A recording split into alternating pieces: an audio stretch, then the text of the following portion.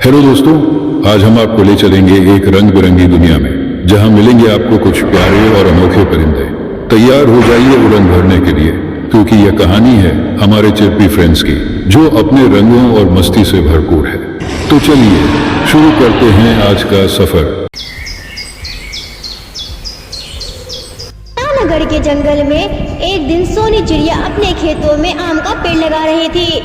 तभी वहाँ कालू चिढ़ा आता है और सोनी चिड़िया से बोलता है, अरे सोनी चिड़िया, तुम यहाँ क्या कर रही हो?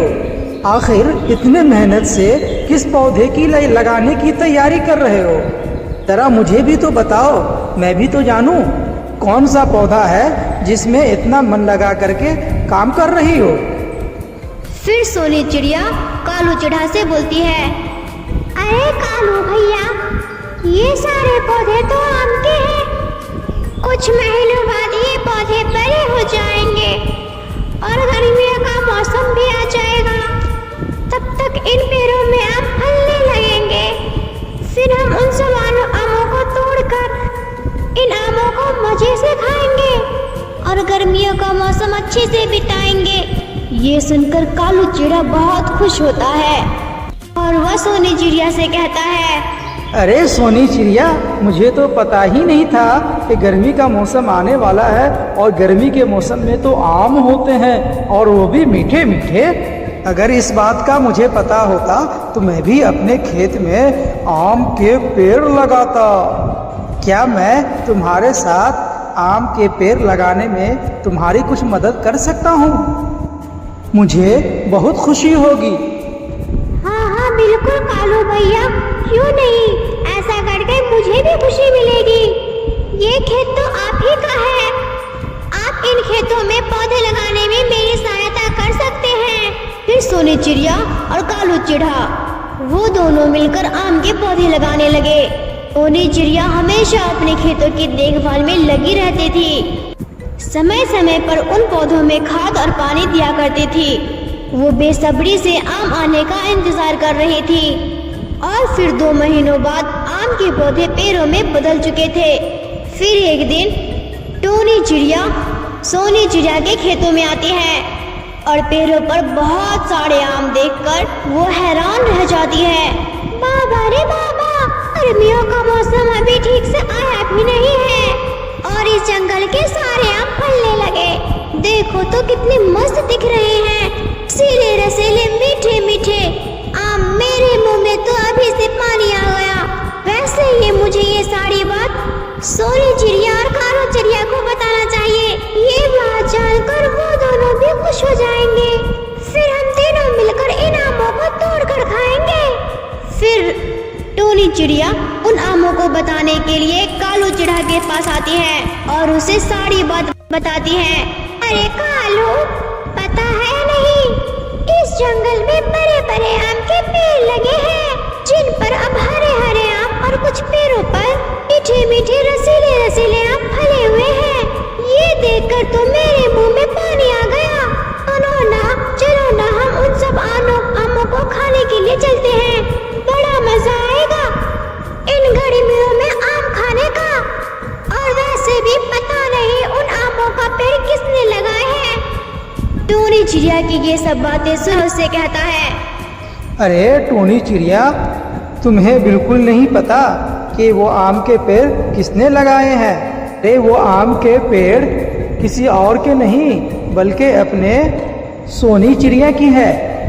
कुछ महीने पहले मैं और सोनी चिड़िया ने दोनों मिलकर वो पौधे लगाए थे और सोनी चिड़िया तो उस आम को पकने का बेसब्री से इंतजार कर रही है।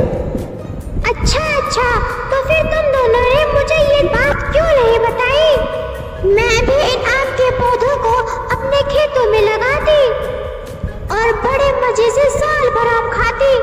चलो कोई ना, अब मैं चलती हूँ। यह कहकर टोनी चिड़िया वहाँ से चली जाती है। ऐसे ही कुछ महीने और बीत जाते हैं और उन सब पेड़ों में पीले पीले रसीले रसीले आम लग जाते हैं। फिर एक दिन सोनी चिड़िया और कालू चिढ़ा अपने खेतों में आम को देखने आते हैं। तभी उन्हें नजर आता है कि सारे पेड़ से आम गायब हो चुका था यह सब देखकर वो दोनों हैरान हो जाते हैं। सोनी चिड़िया कालू चिढ़ा से कहती है, अरे अरे कालू भैया, मेरे सारे आम पेड़ों से कहाँ गायब हो गए? मैं क्या करूं? मेरे खेतों के पेड़ों में ढेर सारे आम लगे हुए थे। मैंने एक भी दिन इन पेड़ों के आम एक भी नहीं खाए थे। मैंने सोचा था कि इन आमों को पकने के बाद सारे पक्षियों को बांटकर एक साथ खाएंगे। और अब ये क्या हो गया? और कौन इतने सारे आमों को ले गया? मैं तो बर्बाद हो गई। मेरी सारी मेहनत पर पानी फिर गया। सोनी, तुम हिम्मत रखो, तुम मत रो। मुझे भी नहीं पता इन आमों को कौन लेकर गया होगा, मगर एक बात है टोनी चिड़िया, तुम्हारे खेतों में बीच बीच में अकेले ही आया करती थी। मैंने उसे कई बार यहाँ देखा था। मुझे तो लगता है इन आमों को वही लेकर गई होगी। चलो हम दोनों उसे घर जाकर पूछते हैं। फिर सोनी चिड़िया और कालू चिढ़ा टोनी चिड़िया के घोंसले पर पहुंचते हैं। वो देखते हैं कि टोनी चिड़िया वहां पर है ही नहीं, पर उसके घोंसले में एक बड़ी सी टोकरी होती है जिसमें ढेर सारे पके हुए आम थे।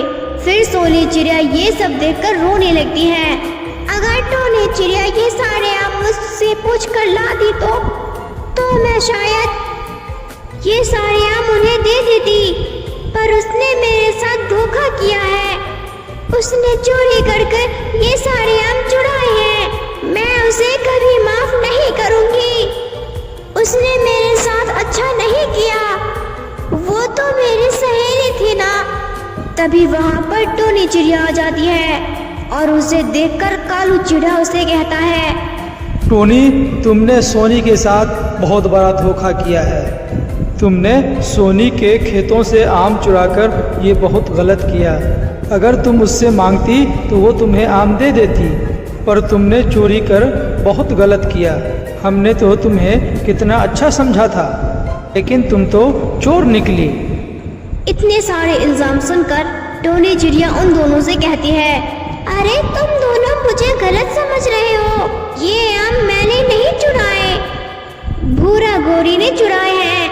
मैं तो इन आमों को भूरा और घोड़ी के घोंसले से लेके आई हूँ। ये बातों पर तुम्हें यकीन ना हो तो तुम दोनों खुद भूरे और घोड़े से पूछ सकते हो। कल मैंने उसे सोनी चिड़िया के खेतों में से आम चुराते हुए रंगे हाथ पकड़ लिया था और मैंने उनसे ये आम की टोकरी वापस ले ली ताकि तुम्हें वापस दे सकूं। मैं तो बस अभी तुम्हारे पास ही आ रही थी। ये सब बातें सुनकर सोनी चिड़िया और कालू चिढ़ा को अपनी बातों पर बहुत अफसोस होता है और वो दोनों टोनी चिड़िया से माफी मांगते हैं। अरे टोनी, मुझे माफ कर दो। हमसे बहुत बड़ी भूल हो गई। हमने बिना सोचे तुम पर चोरी का इल्जाम लगा दिया। चलो उन सब बातों को छोड़ो। हम ये सारे आम सारे पक्षियों में बांटते हैं और उसके बाद खुद खाएंगे। ये सब बातें कहकर सोनी चिड़िया, कालू चिढ़ा और टोनी चिड़िया सब पक्षियों को आम देते हैं। फिर वो तीनों दोस्त एक साथ मीठे आम खाकर गर्मियों का मजा लेते हैं।